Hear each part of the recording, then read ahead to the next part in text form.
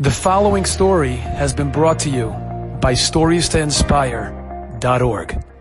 And I want to tell you a story, and the reason that it's so appropriate to tell this story is because if some of you may have noticed in the Yiddish newspapers that this week is the 70th yahrzeit of Rab Shraga Feivel Mendelovich.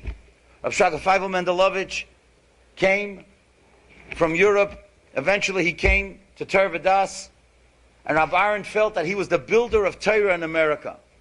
And I'll tell you an interesting story about two of his Talmidim. These two Talmidim always said from Torah V'das that they went out to Detroit to build Torah in Detroit only because of Rab Shraga Feivel. One was Rab Shalom Goldstein, and the other was Avram Abba Friedman. So listen to this story.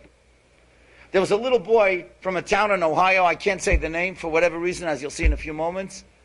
And this boy was a 12-year-old boy, and he was sent to the Beis Yehuda school in Detroit. He became 13 years old. So he went back to his hometown from Detroit, the Beis Yehuda school. He went back to Ohio to have the bar mitzvah. Nobody thought that the two Rebbes are going to schlep all the way from Detroit to go all the way back to this town in Ohio just for this kid's bar mitzvah? Who knows how frum the parents were all together?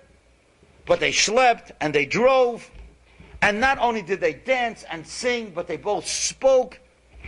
And there was a little boy there who Rabbi Avram Abba Friedman could not possibly have known was listening to him. A little kid in this town of Ohio. And he sees these Choshev Rebbes, how they're talking about Torah, and they're talking about this boy, the bar mitzvah boy, and they're giving him so much credit, and they build him up. And this kid feels, wow, look at these holy rabbis. And the fellow told me that it was very choshev that they both came from Brooklyn because he liked the Brooklyn Dodgers. So you could imagine, these guys, they came from Brooklyn, they know the Dodgers, and they're talking about Torah and Yerushalayim. He never saw anything like that. So fine. After the bar mitzvah, this boy goes back to Beis Yehuda, and this little kid, who Rabbi Avram Abba Friedman and Rabbi Goldstein had no idea that they had such an influence on him, he goes to his rabbi. He wants to be more religious. How's he going to be religious in this little town? He's a ben yochid. There's no way that his parents are sending him to a yeshiva out of town. He's a ben yochid. It just happens that summer, Rabbi London from Heichel HaTorah, Rabbi Yechiel London, he's coming to raise money, and he comes to one of the Rabbanim. So Rabbi London says, I have a camp in New York. It's not the greatest, not the fanciest camp, but, maybe you got some boys that you want to send to camp. So the rabbi says, you know something? There's a kid here who's chalishing to be Orthodox. He wants to be Orthodox. Would you take him to your camp? He says, yeah, of course we'll take him. So the boy comes to the camp, and he's inspired by three people.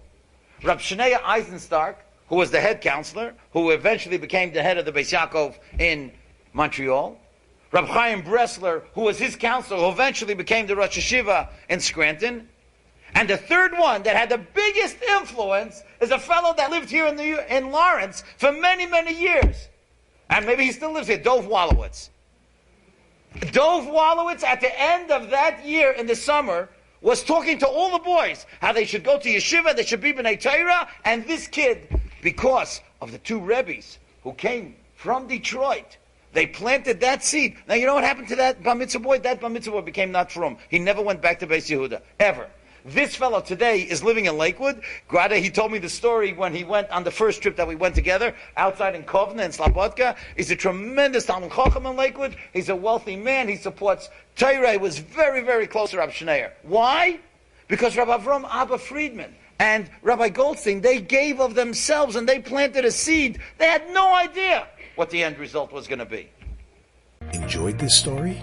Come again. Bring a friend. StoriesToInspire.org